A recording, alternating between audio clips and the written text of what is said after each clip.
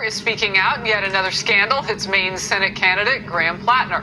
This time over reports that Plattner was sending explicit sex messaging to at least 6 women despite being married.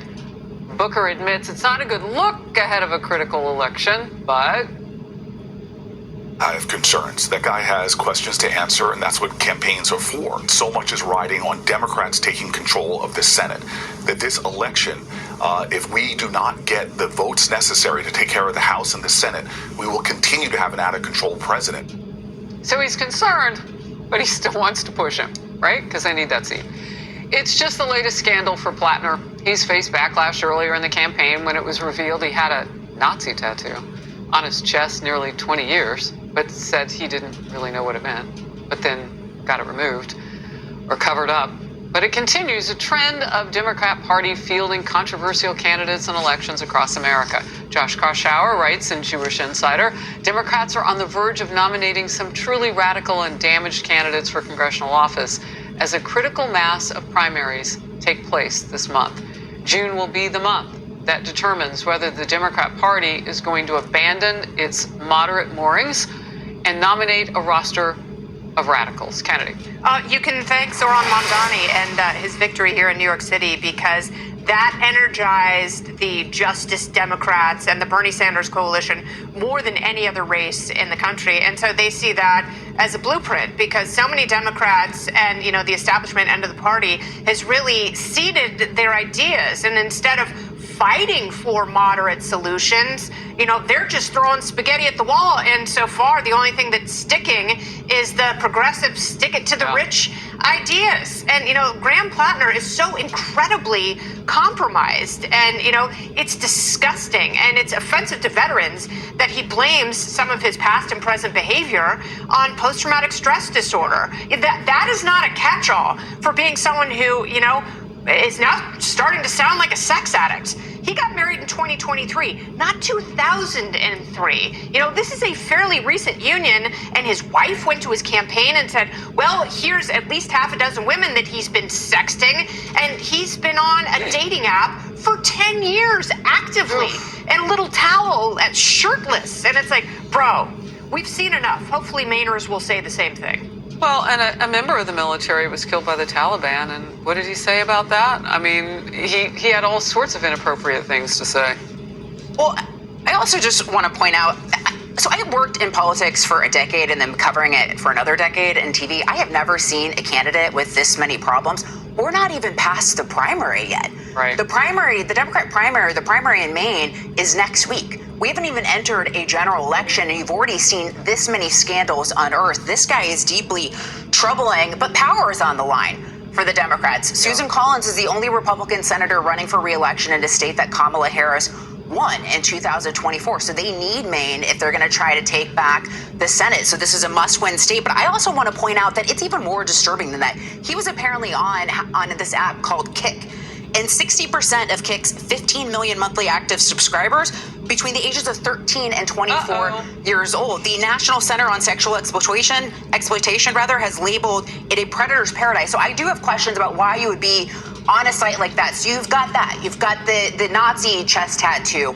You've got the sexting scandal with other women. He's made racist remarks. He made the remark about that the veterans should have been killed. Right? It's on, and we're not even in a general election. So there's going to be so much more. So do Democrats care about character, or do they care about power? Well, they don't care about character. That's clear to me. 1 second. Senator Tommy Tuberville, last hour on The Focus, reacted to the state of Democratic Party. Let's watch. They're not Democrats anymore. They're all socialists. They've changed, and even the ones that used to be Democrats that believed in this country the way it is, capitalism. They're not there anymore. They're gone. And so this is a new group of people coming in that's absolutely going to destroy their party. What do you say? Well, I don't know that it's the progressive policies. People can have progressive policies and not be pathetic as individuals with their behavior, and that's the bigger issue for me. I think as a guy, I think about the example that I'm required to set for everybody. And if this was the workforce and we were interviewing people to come work at our company, and we looked at their background and we looked at their social media, which every company does, would you hire somebody like that for any position in your company? And the answer is no. Would you allow yourself to invest in somebody like that? The answer is no. And so to put somebody on the ballot that compromises all the character issues that all of us think are a problem, I think says a lot more about the party and the desperation to win. Well, they don't have other policies. So the far left, I mean, they're going to wear the pants in this relationship. Yeah.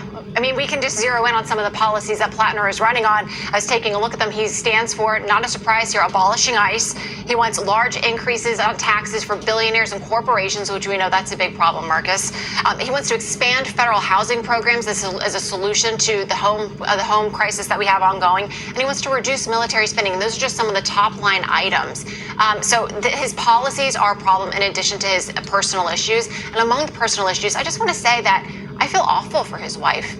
In the hostage video that she had to put out to kind of clean this up after the reporting indicated that she was the one that exposed these sexting messages to his own campaign. It's just bizarre. And now she's the one that's being forced to kind of go out there. Well, I know it's been deemed a hostage situation. That video is kind of a joke, but she's an adult. She's making adult decisions, and she's defending him for his adult behavior. And she looked at the opposition research potentials and said, I better get this out there before somebody else finds it. Lisa. Well, I just, I mean, she probably should have married the man. But, we see this very often on campaigns. I've worked on top Senate races in the country where you do opposition research on your own candidate. Yeah. To sort of figure out what potential scandals could come out, what you might need to protect them. Clearly, this guy's got a long list, and I think it's going to continue growing. Still a choice, though. Yeah. Between now and next week? We're not even at the primary. Well, he's going to be the general election candidate, so we've now got months until mentioned November. Kamala Harris. They can't Kamala Harris him. They can't sit Joe Biden down and put her on the ticket this time with him, I would imagine. In defense of her, she just had really bad ideas and wasn't that intelligent. But this guy's got deeply character, moral flaws. Oh, baby, he's nasty. Yeah. I mean, it's what more is going to come out? This guy has more skeletons in his closet than a mortician. What else is going to come out, to Lisa's point earlier? It's insane. What else do you need? Susan Collins is essentially a Democrat. Calm down.